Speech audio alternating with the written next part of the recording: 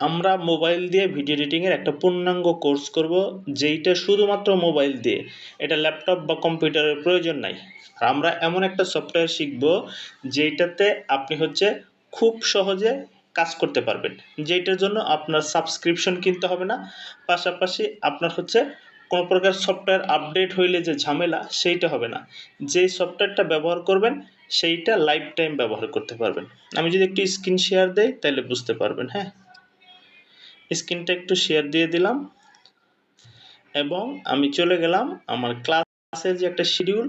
Short class নিব, long class না, so tension করার দরকার নাই। মোবাইল দিয়ে ভিডিও এডিটিং এই টোটাল হচ্ছে আমরা 10টা থেকে 11টা ক্লাস নিব। 10টা থেকে 11টা ক্লাসে আশা করি মোবাইল দিয়ে ভিডিও এডিটিংয়ের একদম শুরু থেকে শেষ পর্যন্ত, অর্থাৎ আপনি একদম শূন্য থেকে শেষ পর্যন্ত শিখতে পারবেন, কোনো ধরনের প্রবলেম নাই। দেখেন প্রত্যেকটা ক্লাসের শিডিউল অনুযায়ী আছে যে কোন ক্লাসে কোন টুলস সম্পর্কে আপনাদেরকে জানাবো। আজকের যে ক্লাসটা এখানে হচ্ছে সফটওয়্যার পরিচিতি, ক্যানভাস, স্পিল্ড, ডিলেট, ভলিউম এবং ব্যাকগ্রাউন্ড, প্রত্যেকটা জিনিস আমরা জানবো। পাশাপাশি পরের ক্লাসটা যখন হবে তখন আবার কোন টপিকসগুলো নিয়ে কাজ করব সেগুলোও থাকবে, টপিকস উল্লেখ থাকবে।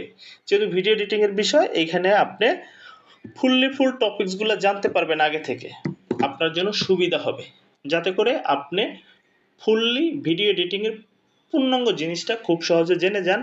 অন্তত মোবাইল দিয়ে যে ভিডিও এডিটিংয়ের বিষয়টা, এটা যাতে আপনার ভিতরে কোনো গ্যাপ না থাকে। তাইলে আমরা কোন সফটওয়্যার, যার মাইক অন আছে দয়া করে অফ করে দেন। দেখেন লাইভ রেকর্ড ক্লাস হবে, আপনি যদি এখানে সাউন্ড অন করেন, কথা বলেন, ভিডিও অন করেন, ক্লাসের মাঝখানে সাউন্ড অন করেন, তাহলে আপনার নিজের জন্য খারাপ লাগবে যখন আপনি রেকর্ডিং ভিডিওটা দেখবেন। আশা করি বুঝতে পারছেন, দয়া করে কেউ এইটা অন করবেন না। আবার আমি স্ক্রিনটা শেয়ার করতেছি, আমি চলে যাব, এইটা হচ্ছে আমাদের বিষয়টা। এখন সর্বপ্রথম আমরা চলে যাব প্লে স্টোরে, আপনার ফোনের প্লে স্টোরে যাবেন। প্লে স্টোর থেকে যে সফটওয়্যারটা নিয়ে আমরা কাজ করব সেটা হচ্ছে ইনশট। আপনি যদি ইনশট ভিডিও এডিটর লেখে সার্চ করেন, ইনশট ভিডিও অ্যাপস বা ভিডিও এডিটর, ফটো এডিটর, যেটাই লিখে সার্চ করেন না কেন, আমার এখানে দেখবেন ইনস্টল করা আছে। যারা আগে থেকে ইনস্টল করা আছে তাদের ইনস্টল করতে হবে না, যাদের ইনস্টল করা নাই তারা হচ্ছে এখান থেকে ইনস্টল করে নেবেন। এখান থেকে ওপেনে যদি ক্লিক করেন অথবা আপনি ফোনে যদি যান, এই ধরনের একটা অপশন পাবেন।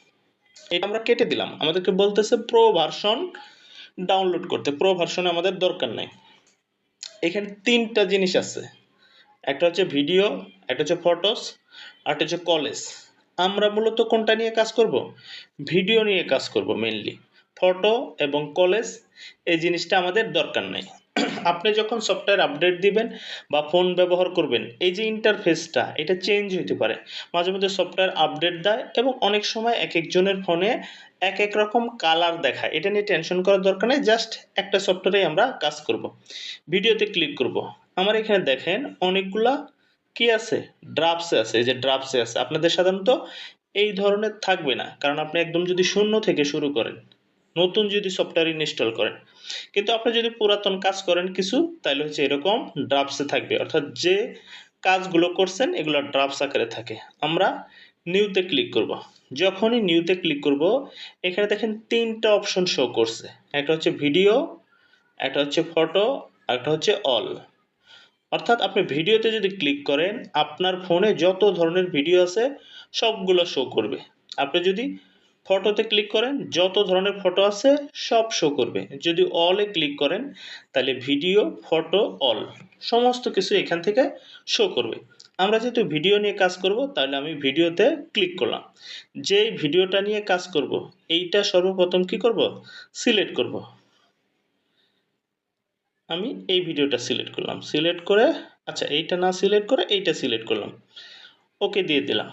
অর্থাৎ আমার ভিডিওটা এইখানে কি আসলো, চলে আসলো। এখন আমি এটা কি করব, এডিটিং করব। সফটওয়্যারের যে পরিস্থিতি আশা করি এটা বুঝে গেছেন। এখন হচ্ছে একদম ডান পাশে দেখেন ছোট্ট একটা ইনশট আছে, এই যে এখানে একটা ইনশট আছে।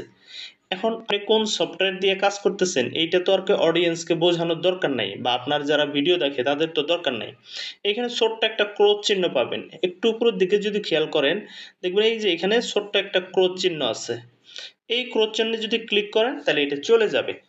যখন আপনার ফোনে নেট থাকবে একটু সময় বেশি লাগে, যদি ইন্টারনেট না থাকে তাহলে তাড়াতাড়ি এটা চলে যাবে। আমি একটু ক্লিক করি এখানে এবং ফ্রি রিমুভে ক্লিক করবেন। দেখেন ফ্রি রিমুভ, এই যে ফ্রি রিমুভে ক্লিক করে দিলাম।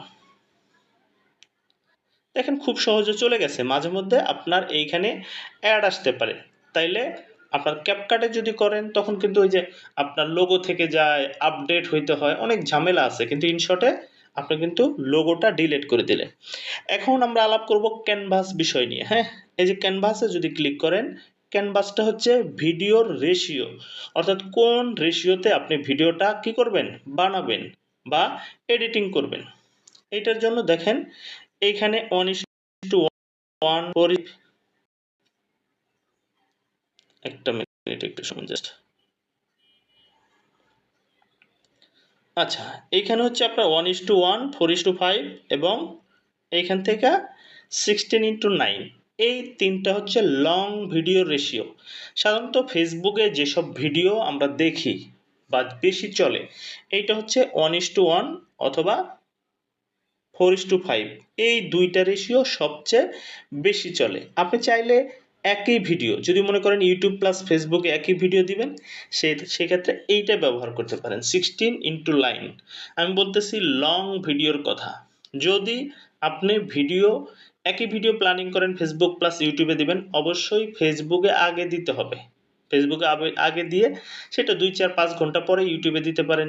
প্রয়োজন হলে 1 দিন 2 দিন পরেও ইউটিউবে আপলোড করতে পারেন, তাইলে আপনার ফেসবুকে কোনো ধরনের প্রবলেম হবে না।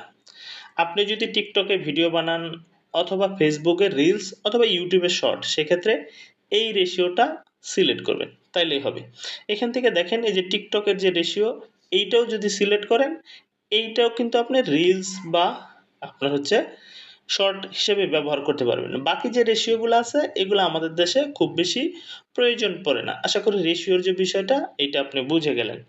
এবার আসেন ভিডিওটা কাটবেন। সাপোজ এই ভিডিওর শুরু থেকে কিছুটা অংশ আমরা কি করব, কেটে দিব। এই যে এখানে বারটা নিয়ে আসলাম, সিলেক্ট করা আছে, আবার একটু সিলেক্ট করলাম। এখান থেকে ডান দিকে গেলে এই যে স্পিড পাবেন, এই স্পিডে ক্লিক করবেন। দেখেন এই ভিডিওটা সিলেক্ট করে এখন আপনি এটা ডিলিট করে দিলেন। একদম সিম্পল। আপনি যদি চান মাঝখান থেকে কোনো অংশ ডিলিট করবেন, সাপোজ এখান থেকে ডিলিট করবেন, এই যে এখানে একটা স্পিড দিবেন এবং ডান দিকে যদি যান এখানে সিলেক্ট করে আরেকটা স্পিড দিবেন, একটু বেশি দিবেন তাইলে হবে। এই যে একটা স্পিড দিয়ে দিলাম।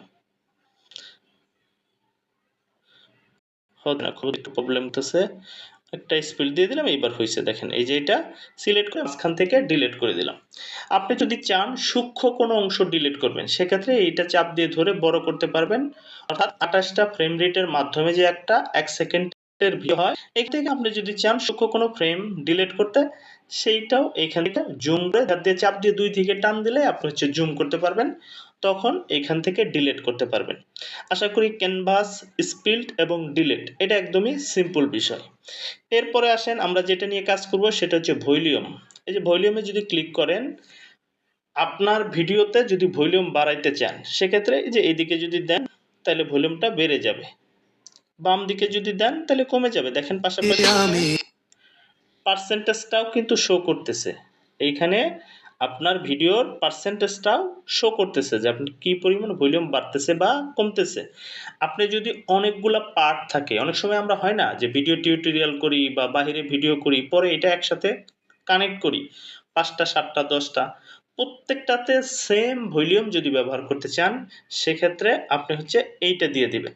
যদি আলাদা আলাদাভাবে ভিডিওর ভলিউম কম বা বেশি থাকতে পারে বা সাউন্ড কম বেশি থাকতে পারে, তাহলে ডান পাশের এইটা দিবেন। আমার সাপোজ যেগুলো কাটা আছে সবগুলো আমি একটাই করব, অ্যাপ্লাই টু অল দিয়ে দিলাম। আবার যদি ভলিউমে যাই, একটা জিনিস এখানে আছে, এইটা হচ্ছে ডি নয়েজ, অর্থাৎ আপনি যদি ভিডিও করে থাকেন, অনেক ক্ষেত্রে আমরা যে ভিডিও করি আলাদা বাহিরের নয়েজ আসে কিছুটা, এই নয়েজটা কিছু রিডিউস করার জন্য আমরা হচ্ছে ডি নয়েজ ব্যবহার করব। তাহলে আমি ডি নয়েজ একটু ক্লিক করে দিলাম এবং ওকে করে দিলাম, অ্যাপ্লাই টু অল দিয়ে দিলাম। অর্থাৎ আমার যতগুলো পার্ট আছে প্রত্যেকটা পার্টে ভলিউমের ডি নয়েজ হয়ে গেল। অর্থাৎ আপনি যদি বাহিরে, বিশেষ করে বাহিরে যদি ভিডিও রেকর্ডিং করেন, সেইটাতে আলাদা যে ব্যাকগ্রাউন্ডের একটা নয়েজ আছে, সেইটা কিছুটা হলেও রিমুভ হবে। এবার আরো একটা টুল সম্পর্কে আমরা জানবো, সেইটা হচ্ছে ব্যাকগ্রাউন্ড। এই ব্যাকগ্রাউন্ডে যদি ক্লিক করেন বিভিন্ন ধরনের ব্যাকগ্রাউন্ড পাবেন। এই দেখেন এখানে কালার আছে, গ্রেডিয়েন্ট আছে, প্যাটার্ন আছে। প্রথমে আমরা কালারে ক্লিক করি, সাপোজ এখান থেকে লাল কালারটা সিলেক্ট করলাম। ভিডিওর চারপাশে যেটুকু অংশ কালো ছিল দেখেন একটা কি হয়ে গেছে, বর্ডার হয়ে গেছে বা ব্যাকগ্রাউন্ড হয়ে গেছে। এটা হচ্ছে কালার। আপনি যদি মাল্টি কালার বা গ্রেডিয়েন্ট ব্যবহার করেন, সেক্ষেত্রে এই যে দেখেন গ্রেডিয়েন্ট যদি ক্লিক করেন তাহলে হবে। আপনি যদি চান বিভিন্ন ধরনের প্যাটার্ন ইউজ করবেন, এখান থেকে প্যাটার্নও ইউজ করতে পারেন। এই যে এই প্যাটার্ন ইউজ করলেন বা এই প্যাটার্ন ইউজ করলেন, এভাবে প্রত্যেকটা বিষয় আপনি হচ্ছে কি করতে পারবেন, ব্যাকগ্রাউন্ড ইউজ করতে পারবেন। এখান থেকে ওই আগের মতোই অ্যাপ্লাই টু অল দিয়ে দিবেন। এই যে অ্যাপ্লাই টু অল দিয়ে দিলাম। তাইলে সিম্পলভাবে আজকে যে বিষয়টা আমি শিখাইলাম সেটা হচ্ছে কোন সফটওয়্যার নিয়ে আমরা কাজ করব, পাশাপাশি ইনশটের যে লোগো থাকে সেই লোগোটা কিভাবে ডিলিট করবেন, ভিডিওটা কিভাবে কাটবেন স্প্লিটের মাধ্যমে, ভলিউম কিভাবে বাড়াবেন, ভিডিও কিভাবে ডিলিট করবেন, এবং লাস্টলি হচ্ছে ব্যাকগ্রাউন্ড। ছোট্ট করে ক্লাসগুলো নিচ্ছি যাতে করে প্রত্যেকটা জিনিস আপনার একদম 100% গ্রিপ হয়। পরের ক্লাসটাতে আরও কিছু টুল সম্পর্কে জানবো। আমি রেকর্ডিংটা বন্ধ করে দিচ্ছি, হ্যাঁ। দেখেন ইনশট দিয়ে শিখতেছেন মানেই যে ইনশটে অনেক কিছু থাকবে না তা না। এইটার ভিতরে একদম শূন্য থেকে সব কিছু শিখতে পারবেন। খুঁটিনাটি প্রত্যেকটা বিষয় যখন আপনি জানবেন, এইটা আপনি ইউটিউবে ভিডিও বানাইতে পারবেন, টিকটকে ভিডিও বানাইতে পারবেন, অথবা ফেসবুকে ভিডিও বানাইতে পারবেন। আপনার ভিডিও এডিটিংয়ের জন্য এই ভিডিও এডিটিংয়ের যে কোর্সটা এইটা অনেকাংশেই উপকারী হবে। আপনি যদি কন্টেন্ট ক্রিয়েশন করেন অথবা যে কাজই করেন না কেন দেখবেন খুব সহজে সুন্দরভাবে ভিডিও এডিটিং করতে পারবেন যদি ফুল ক্লাসটা শেষ করেন। অর্থাৎ ফুল রেকর্ডিংটা যখন শেষ করবেন 9টা বা 10টা ক্লাস, তখন দেখবেন আপনার জন্য ভিডিও এডিটিং একদম সহজ হয়ে যাবে।